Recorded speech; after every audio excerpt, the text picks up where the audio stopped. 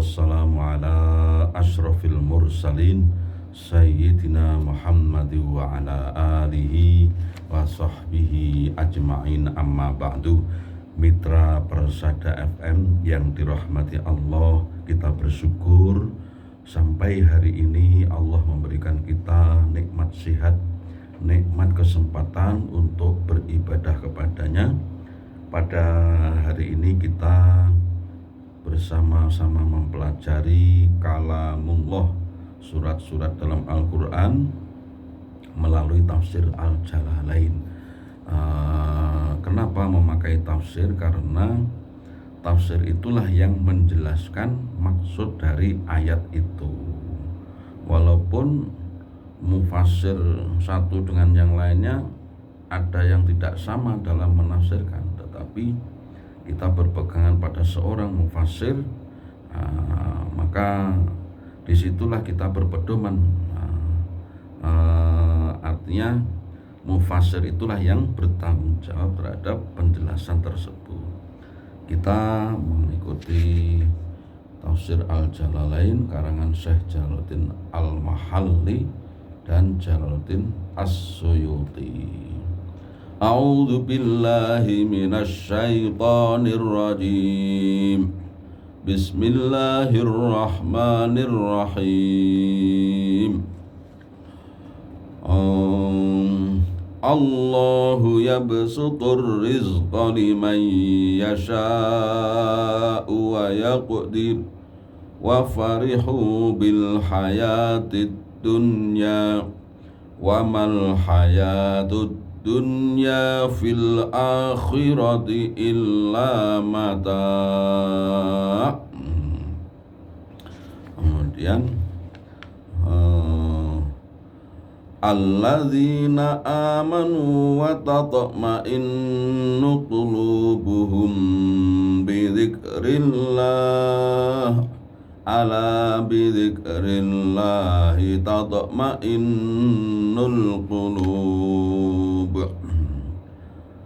Bismillahirrahmanirrahim. Alladzina utai wong akeh, utahiya wong akeh, amanu kang iman sapa alladzin, wa tatma'innu lan dadi anteng, taskunu anteng apa kulubuhum pira-pira atine alladzin bidzikrillahi kelawan zikir marang Allah, wa'dahu ai wa'dahu tegese kelawan eling marang janjine Gusti Allah.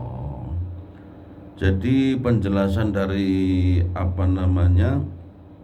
man anab, ya, orang yang kembali, roja'a ilaihi, kembali kepada Allah itu adalah orang-orang yang beriman dan hatinya menjadi tenang dengan mengingat janji-janji Allah. Memang kalau kita ini seorang mukmin itu kan orang yang percaya, beriman pada Allah, malaikatnya, kitab suci, rasulnya, hari kiamat, takdir, percaya, maka hati kita itu harusnya menjadi tentram karena mengingat akan janji-janji Allah. Ya, misalnya kita bersedekah, karena janji Allah akan dilipat gandakan, akan diganti. Wa ma anfaqtum min syai'in fahuwa yukhlifu, surat Fatir juz 22 itu. Masih banyak lagi masalul ladzina yunfiquna amwalahum fi sabilillahi kamathali habbatin ambatat sab'a sanabil, dan seterusnya itu. Jadi sedekah satu diberi pahala sampai 700 kali, sampai tidak terhingga. Wallahu yudha'ifu liman yasha, dalam ayat yang masalul ladzina yunfiquna tadi. Allah itu melipat gandakan kepada siapapun yang dikehendaki. Itu janji untuk tukang sedekah, untuk orang yang infak sedekah. Kemudian janji kepada orang yang berwudu, dibersihkan dari kesalahan. Janji kepada orang yang pergi ke masjid, yang berwudunya di rumah. Masya Allah, man kharaja min baitihi mutatahhiran ila sholatin maktubatin fa ajruhu ka ajril hajjil muhrimi. Dalam riwayat Abu Dawud. Oh, Masya Allah, itu janji. Kemudian kalau mengalami musibah, Allahumma ajurni fi musibati wakhluf li khairam minha. Itu dijanjikan. Kalau kena musibah, kemudian membaca doa itu, ya Allah, berilah saya ini pahala atas musibah ini, dan berilah ganti yang lebih baik darinya. Itu diganti oleh Allah kalau membaca bacaan tersebut. Ada lagi janji kalau kalau sholat berjamaah diberi janji begini, termasuk zikir kepada Allah itu diberi ketenangan. Di dalam tafsirnya Jalalain ini ai wa'dahu, artinya orang yang ingat akan janji Allah maka hatinya akan tenang. Harusnya seorang mukmin begitu. Pokoknya kalau ingat Allah, ingat janji-janjinya Allah itu, ingat akan janji-janjinya Allah, hatinya menjadi tentram. Karena seorang mukmin itu tidak mengalami kerugian. Ya, ajaban lil mukmini. Kanjeng Nabi pernah bersabda, sungguh menakjubkan seorang mukmin itu manakala mendapat nikmat dia bersyukur, bersyukurnya itu menambahi pahalanya. Manakala dia mendapat musibah atau sesuatu yang tidak disenangi, kemudian dia bersabar, itu pun juga menambah pahalanya. Jadi seorang mukmin itu dalam keadaan senang maupun susah, apabila ngilmoni, mengetahui di balik itu, mengetahui maksudnya dingilmoni itu. Kan biasanya kalau orang mendapat nikmat tidak mau bersyukur, tidak mengucapkan alhamdulillah, tidak bersyukur, artinya tidak menggunakan kenikmatan itu untuk yang semestinya. Atau mendapat musibah dia murung, putus asa, mengeluh, menyalahkan Allah. Nah, itu malah tidak mendapat pahala. Tetapi seorang mukmin yang sejati, yang mengetahui ilmunya, kalau mendapat kesenangan, alhamdulillah, kemudian pemberian itu digunakan sesuai dengan jalurnya. Kemudian kalau dia mengalami musibah, mengalami sesuatu yang tidak menyenangkan, dia bersabar. Nah, itu namanya ngilmoni, dingilmoni. Maka dua-duanya akan menambah pahala. Nah, orang yang ingat akan janji-janji Allah ini, baik dalam Al-Quran maupun melalui sabda Nabi SAW,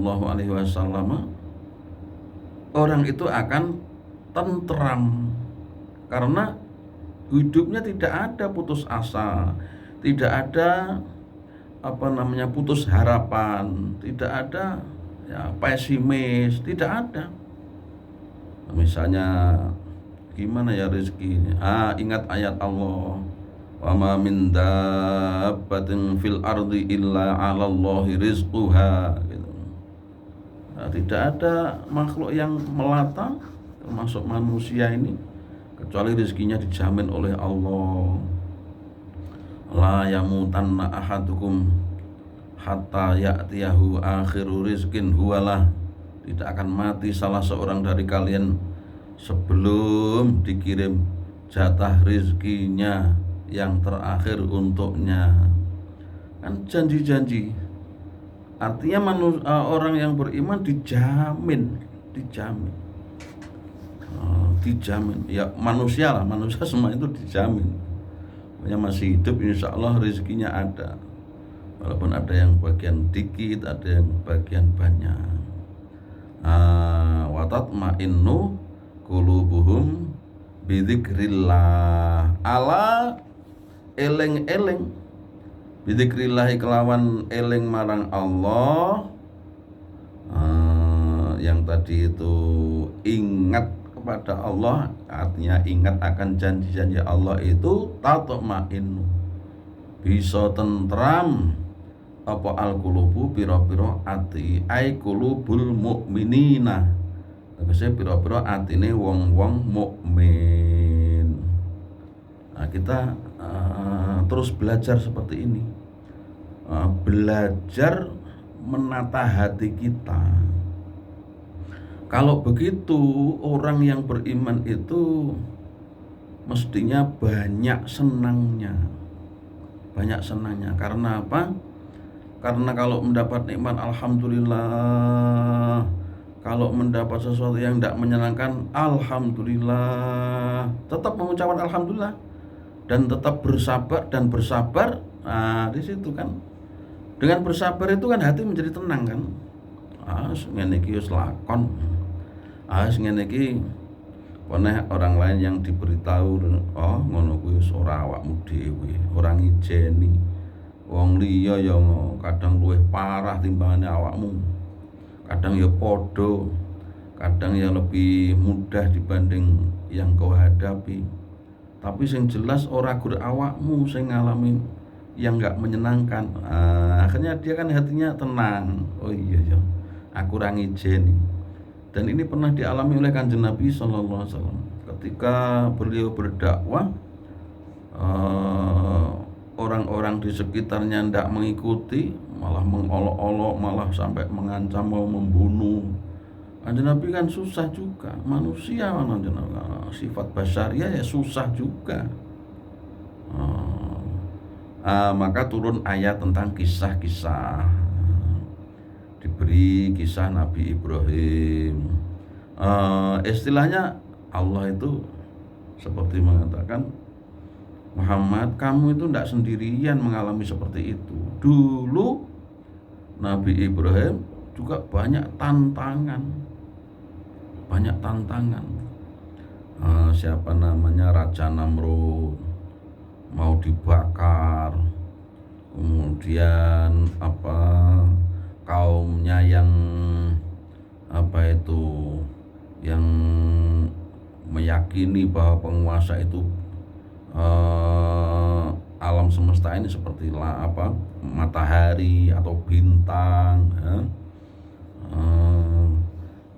Akhirnya Nabi Ibrahim, ini ndak pas ini, masa misalnya matahari siang kelihatan, loh sore kok ndak kelihatan, bintang malam kelihatan, loh pagi kok ndak kelihatan, gitu kan. Nabi Ibrahim ndak, wah ini bukan, ini Tuhan ndak seperti ini. Kemudian wahajjahu qaumuh, gitu. Kaumnya membantahnya, mendebatnya. Qala atuhajjunni fillahi wa qad hadan. Kanjeng Nabi Ibrahim berkata, apa kalian membantahku, mendebatku tentang Allah, padahal Allah telah memberiku petunjuk.